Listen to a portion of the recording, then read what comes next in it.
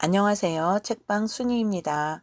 오늘은 계용목 작가님의 단편 병풍에 그린 달기 편을 읽도록 하겠습니다. 사흘이면 끝을 내던 이 굵은 넋의 삼배 한 피를 나흘째나 짜는데도 끝은 안 났다. 오늘까지 끝을 못 내면 메밀알 같은 그 시어미의 혀끝이 또 오장육부까지 한바탕 핥아낼 것을 모름이 아니다. 손에 붙지 않는 배라 하는 수가 없다.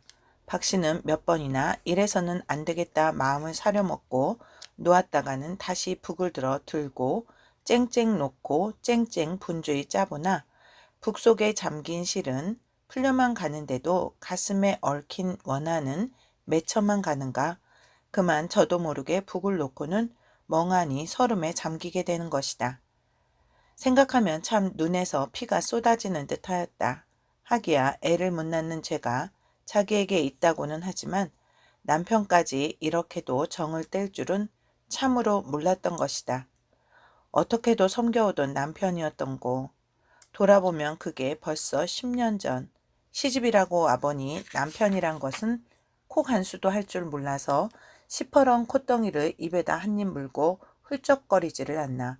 데님을 바로 칠 줄 몰라서 아침 한동안은 외로 넘겼다 바로 넘겼다. 남이 볼까 창피하여 시부모의 눈을 피해가며 짬짬이 코를 닦아주고 아침마다 데님을 척까지 주어 자식같이 길러낸 남편이요. 그날그날의 끼니에 쫓아 군색하여 먹기보다 굶기를 더 잘하는 가난한 살림살이를 어린 몸이 혼자 맡아가지고 삭김, 삭배, 생선 자배기는 몇 해나였으며 심지어는 엿 광주리까지 이어 그래도 남의 집에 쌀꾸러는 아니다니게 만들어 신세를 고쳐놓은 것이 결코 죄될 일은 없으련만. 이건 다짜고 애를 못 낳는다고 시어미는 이리도 구박이요. 남편은 이리도 정을 떼는 것이다. 글쎄 네가 애를 낳고 싶지 않아 안 낳나. 성주님께 빌기는 몇 번이나 했는데 불공도 드리기를 철따라 게을러 본 적이 없다. 그래도 안 생기는 것을 어쩌자고. 생각할 때마다 아픈 눈물이 가슴을 찢으며 나왔다. 그러나 그것이 자기의 죄임에는 틀림없다. 집안의 절대를 생각해도 그렇거니와 나이 근 40에 남 같으면 벌써 아들이라 딸이라 삼사형제를 슬하에 올망졸망 놓고 흥지낙지할 것인데 도무지 사람 사는 것 같지가 않게 밤낮 수심으로 한숨만 짓고 앉았는 남편이 하도 각응해서 언젠가는 이전 난 아들 못 낳았던 거우라 첩이라도 얻어보구래 하니 글쎄 첩을 얻으면 집안이 편안하야디. 그러면 님제래 더 불쌍하디 않겠습마? 이렇게 자기를 위하여 자제까지 하다 얻은 그러한 첩이다. 그렇게 얻은 첩에게 이제 남편은 빠졌다. 처음에는 그래도 며칠 만에 한 번씩은 자기 방에 들어와 잘 줄 알더니 이 몸을 잡으면서는 그림자도 얼씬하지 않는다. 이것이 무엇을 말하는 것일꼬? 시어미야 아무리 구박을 주어도 남편의 정만 있으면 살지 하고 한뜻같이 그 시어미를 섬겨왔고 남편은 또 어머니를 글타고 자기 편을 들어왔다. 그러나 이젠 남편마저 어머니 편이다. 누굴 믿고 살아야 하나. 아묵해서도 첩년보다 자기가 시퍼런 아들을 하나 먼저 낳아 가시돋친 시어미의 혀끝을 다듬고 첩년에게 빼앗긴 남편의 정을 온통 끌어다 평화로운 가정을 만들어 놓아야 할 텐데 그래서 어디 선달래 구세나 한 번 더 가서 애를 빌어보리라. 총알같이 별러왔으나 그것도 의미롭지 못하다. 어제도 굿 이야기를 했다가 퉁바리를 썼다. 그러나 오늘 밤까지 굿은 끝나고 만다. 아무리 생각해도 욕이 무섭다고 이 좋은 기회를 놓치기는 차마 아깝다. 박 씨는 다시 잡았던 북을 놓고 배틀을 내려 건넌방으로 건너갔다. 한 번 더 시어미의 의향을 품해보자는 것이다. 오마니 아무래도 굿에 가보야 가시오.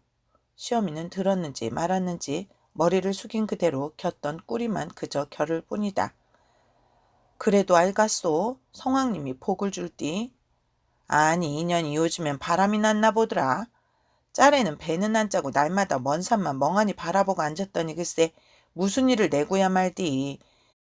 시퍼렇게 젊은 년이 가랭이를 벌리고 선아들이 우글부글하는 국구경을 간다? 과하다. 가슴이 미어지는 듯하다. 이렇게도 말을 할 수 있나? 분한 생각을 하면 마주 대항을 하여 될 대로 되라 가슴속에 국인 분을 풀어도 보고 싶었으나 시어머니의 말대답을 며느리 된 도리에 받는 수가 없다. 아이고 오마이 그건 무슨 말씀이요. 그래도 내 몸에 자식이 나야 안 돼갔소?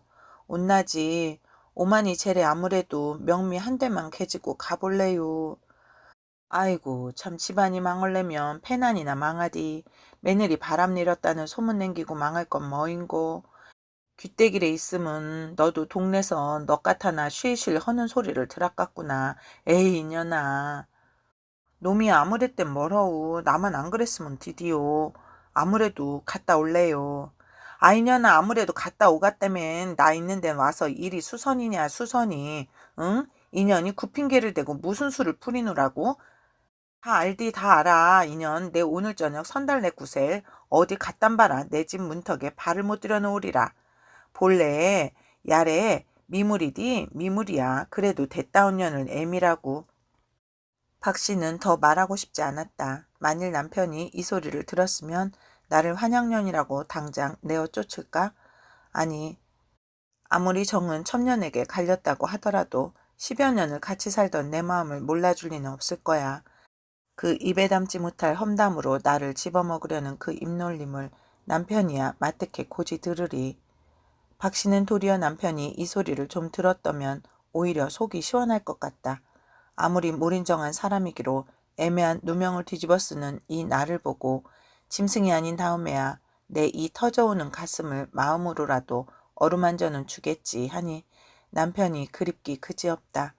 장에서 돌아오기만 하면 이런 소리를 반반히 외어바치고 가슴속에 서린 분을 풀어보고 싶다. 그래서 남편이 내 맘을 알아만 준다면 명미도 안 잊을 리 없을 것이니 생각을 하며 박씨는 가슴에 넘쳐오르는 울분을 삼키고 다시 배틀로 돌아왔다. 참으려야 참을 수 없는 눈물이 가슴을 핥히기 시작한다. 마음 놓고 실컷 울기나 하면 분이 풀릴까. 참기도 어려웠으나 참으려고도 아니하고 그냥 울다 보니 뱃바닥 위에는 어느새 벌써 은하수같이 기다란 해 그림자가 꼬리를 길게 달고 가로누웠다. 뱃바닥 위에 해 그림자가 가로누우면 또 저녁을 지어야 하는 것이다. 박씨는 치마폭을 걷어들어 눈물을 씻고 일어섰다. 저녁을 먹고 나서도 남편은 돌아오지 않는다. 이제나 돌아오려나 문 밖에 나서니 은은히 들려오는 선달래 굿소리. 둥둥둥둥둥둥 둥둥둥둥둥둥 한참 흥에 겨워 치는 장구 소리다. 이 소리에 박씨의 마음은 더욱 초조하다. 그대로 달려가기만 하면 신령님은 복을 한아름 칵 안겨줄 것 같다. 아이 그이가 오늘은 또 속상하는 김에 술을 잡수셨나 보지.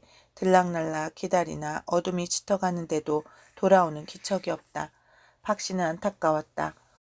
어둠은 점점 짙어가는데 그러다 굿이 끝나면 하는 생각은 그대로 참지는 못하게 했다.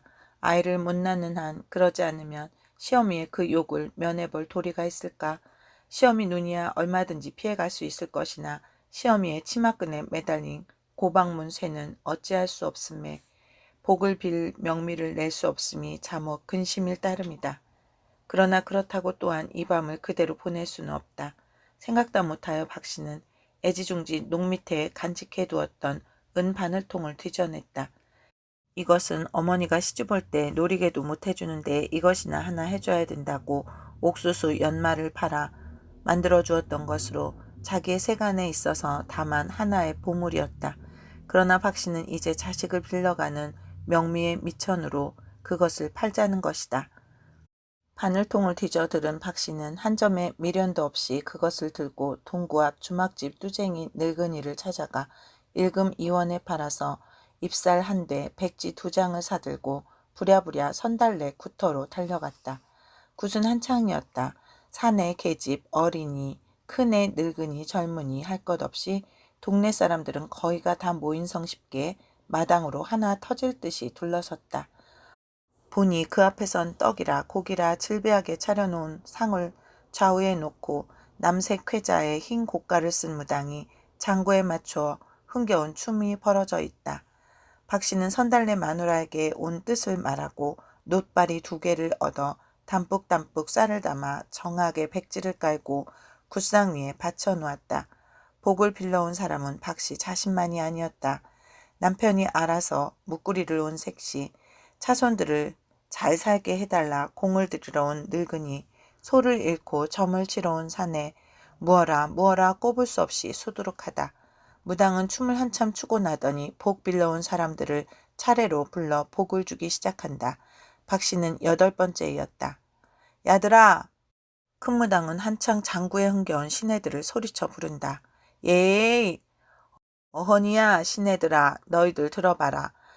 심해에 김만복에 서얼훈에 무자하야 목욕제게 사흘 후에 성주님께 자식 빌려 명미 놓고 등대했다. 성주님을 모셔다가 오옥동자 금동자를 오늘로써 주게 해라. 자 노자.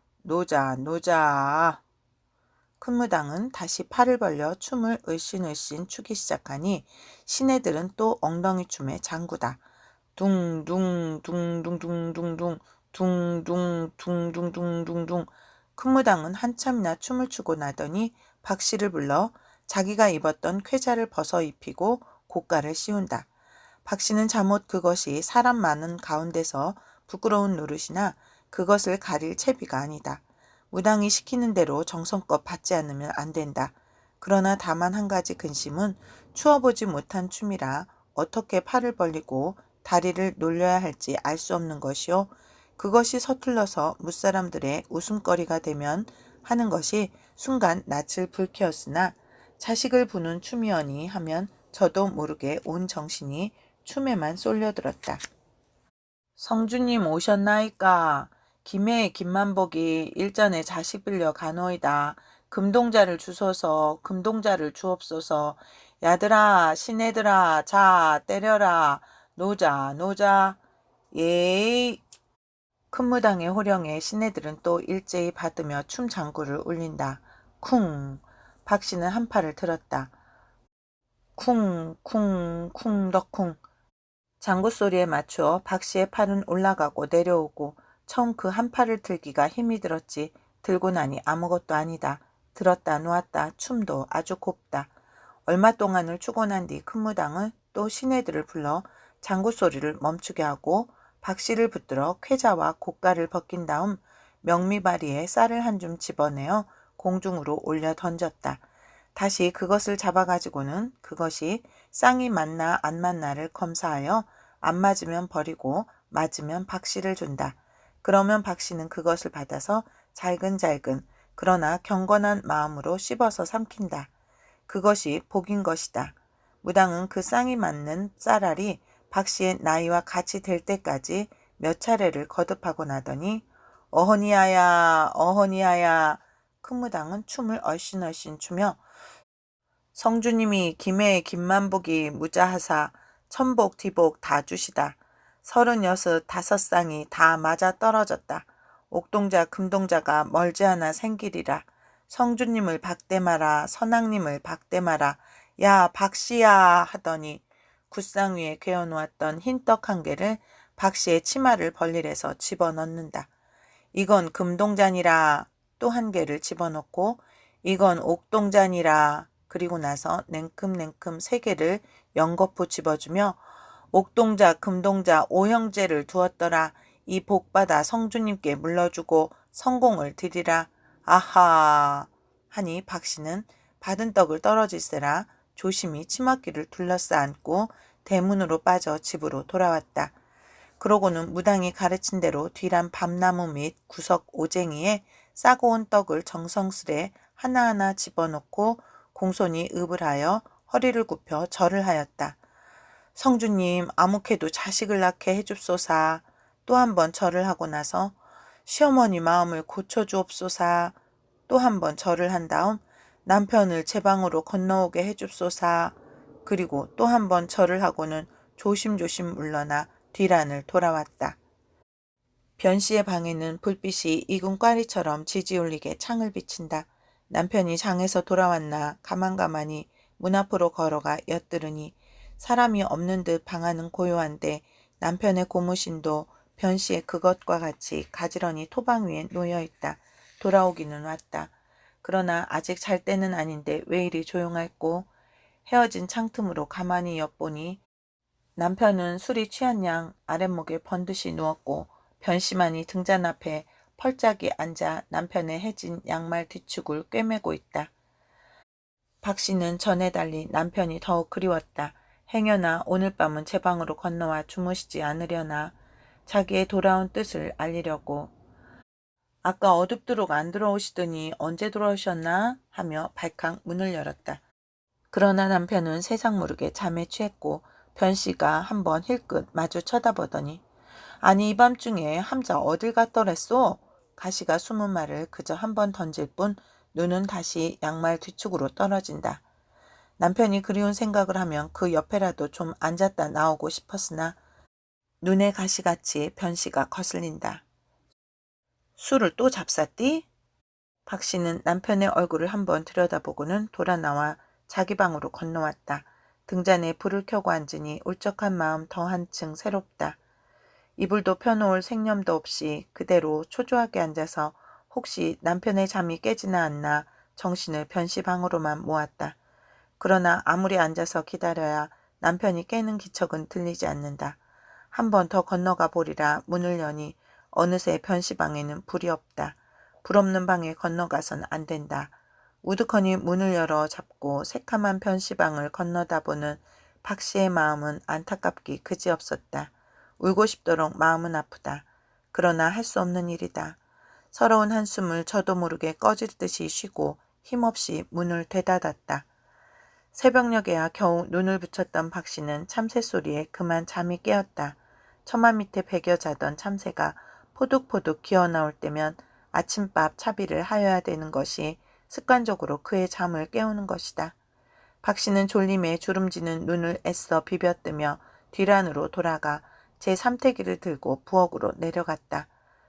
그러나 부엌에 발을 막 들여놓으려는 순간 박 씨는 뜻밖의 사실에 놀라고 문득 걸음을 세우지 않을 수 없었다. 어느새 언제 나왔는지 전에 없이 시어머니가 부엌에 나와서 앉아서 쌀을 일고 있는 것이다. 이상한 일이다. 박 씨는 한참이나 그것을 멍하니 바라보다가 아니 오마니 와 일찍언이 나오셨소? 한 발을 마저 문턱 너머로 들여놓았다. 시어미는 일던 쌀만 그저 일뿐 아무 대답도 없다. 아이고 오마니도 아침엔 요즘도 추운데 박 씨는 자기가 쌀을 일려고 한 박을 붙들었다. 해가 대낮이 되도록 자빠져 자다가 이제서 나와서 일이 수선이야 이년이. 어둠에 가서 밤을 밝혀가지고 와선 너 같은 더러운 년이 짓는 밥은 이젠 더러워 먹을 수가 없다. 이거 썩 놔. 어전 낮엔 어디를 갔던 게야 이년. 박 씨는 쥐었던 한 박은 놓지도 주지도 못하고 섰다. 야 이년이 더럽대도 안 나가고 버티고 섰네. 안 나갈 테야? 그래? 야 있네. 야 만복이 있네. 아 이년을 그래? 그대로 둔단 말이야? 계집년이 나가 밤을 새고 들어온 년을? 시어미는 소리를 질러 아들을 부른다. 이에 응하여 쿵 하는 건넌방 문소리가 난다고 듣고 있는 순간 턱 하는 소리와 같이 박 씨는 한 박을 쥔 채 부엌 바닥에 엎드려졌다. 어느새 남편은 달려나와 발길로 사정없이 중동을 제겼던 것이다. 이년 이 개만도 못한 쌍년 어즈낮엔 어둠에 갔더랜 날에는 새끼는 못 낳고 한대는 게 서방지르로구나. 엉? 이년 제 선화도 모르게 바늘통을 내다 팔아개지고 밤을 새와 들어오는 년이 환양년이 아니고 그런 뭐이가? 바늘통을 몰래 팔면 내래 모를 줄 알았어? 내래 주막에서 다 들어서 이년 그래 내래 이년을 애미네라고 데리고선 에이 참 분하다. 박 씨는 기가 막혔다. 정은 변 씨한테 빼앗겼다 하더라도 그래도 어디론지 한껏 믿고 있던 남편의 입에서 이런 말이 나올 줄은 참으로 몰랐다. 아무리 시어미가 불어넣었기로써니 믿지만 않다면야 이런 행동까지는 차마 없었을 것이다. 분한 생각을 하면 이 자리에서 죽더라도 같이 맞싸워보고 싶으나 그래도 남편이다. 그래서는 안 된다. 아니 여보 이게 무슨 일이오? 난 당신이 이렇게 내 속을 몰라줄 줄은 몰랐수다래. 굿이 어전 낮에까지라서 당신은 당에 가서 오시지 않고 해서 아 거길 갔다가 이내 와서 잤는데 뭘 그러우? 박 씨는 아무렇지도 않다는 듯이 치마를 털고 일어서 청백한 나를 좀 보아달라는 듯이 남편의 턱 아래로 기어들었다. 이전 내까진 쌍년 소린 100번 해도 고지 안 듣겠다. 이 쌍년 같으니 썩해 나가라. 그 억센 손이 끌채를 덥석 쥐 감는가 하니 사정없이 흔들며 끌어낸다.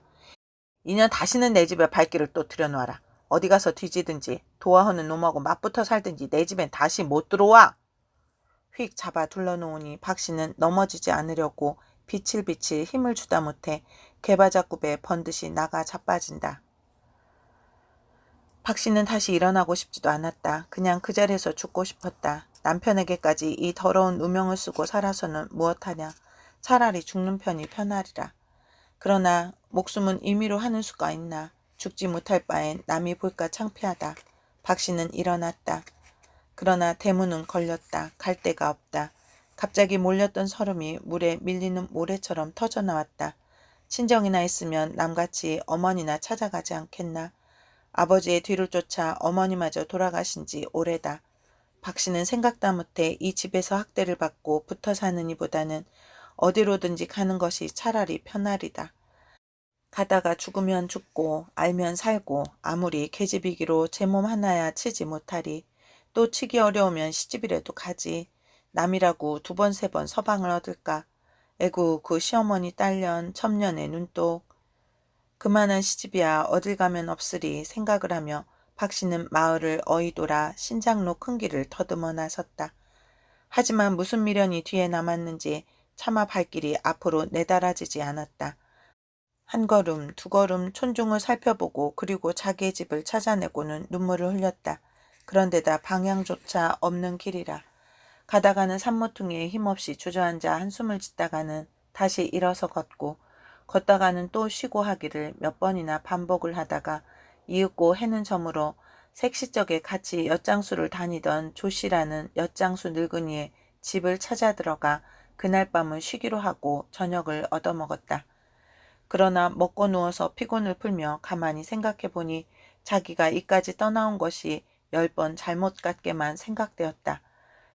비록 갈 데는 없으되 어디나 가서 자리를 잡고 정을 붙이면 못 살 것은 아니지만 아무리 악한 시어미요 이해 없는 남편이라 하더라도 이미 자기는 그 집 사람이었다. 어떠한 고초가 몸에 매질을 하더라도 그것을 무릅쓰고 그 집을 바로 세워나가야 할 것이 자기의 반드시 하여야 할 의무요 짊어진 책임 같았다. 욕하면 먹고 때리면 맞자. 욕도 매도 다 참으면 그만이 아닌가. 내가 왜 그 집 대문을 떠나 시퍼렇게 젊은 년이 네 집이라고 이 늙은이의 집에서 자려고 할까. 그만 것을 참지 못하여 마음을 달리 먹고 떠나온 것이 여간 마음에 뉘우쳐지는 것이 아니다. 병풍에 그린 닭이 회를 치고 우는 한이 있다 하더라도 나는 그 집은 못 떠나야 옳다. 죽어도 그 집에서 죽고 살아도 그 집에서 살아야 할 몸이다. 박씨는 다시 발길을 돌렸다. 이미 어둡기 시작한 날이라 20리나 걸어야 할 밤길이 저기 근심되었으나 가다가 죽는 한이 있더라도 아니 돌아설 수가 없었다. 아득한 밤길을 헤엄이나 치듯 갈팡질팡 어렵스러 마을 앞까지 이르렀을 때는 밤은 이미 자정에 가까웠으리라. 고요한 정적에 잠겼는데 이따금 개소리만이 건건하고 건너산에 반향을 일으킨다. 박씨는 요행이 주막집에 불이 켜있는 것을 보고 달려가 아직 주머니귀에 남아있는 바늘통을 판 미천으로 양초 2자루, 백지 5장을 사들고 우선 뒷산 선앙당으로 올라갔다. 자기의 지금까지의 그 잘못을 선앙님께 뉘우쳐보자는 것이다. 초에다 불을 켜고 선앙님의 앞에 가지런히 한 쌍을 꽂아놓고 공손히 읍을 하고 서서 오늘 하루에 지난 일을 눈물을 흘리며 뉘우쳤다. 그리고 시어미의 마음을 고쳐달라 빌고 남편을 이해시켜달라 빈 다음 아무렇게도 자손을 보게 하여 남편의 그 수심을 하루바삐 풀게 해주고 집안의 대를 이어달라 간곡히 빌었다.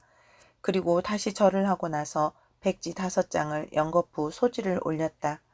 그런 다음 집으로 발길을 돌리며 내려다보니 남편의 방에도 시어미의 방에도 아직 불은 빨갛게 켜져 있는데 오직 자기의 방만이 홀로 어둠에 쌓여서 어서 주인이 돌아와 밝혀주기를 기다리는 듯하였다.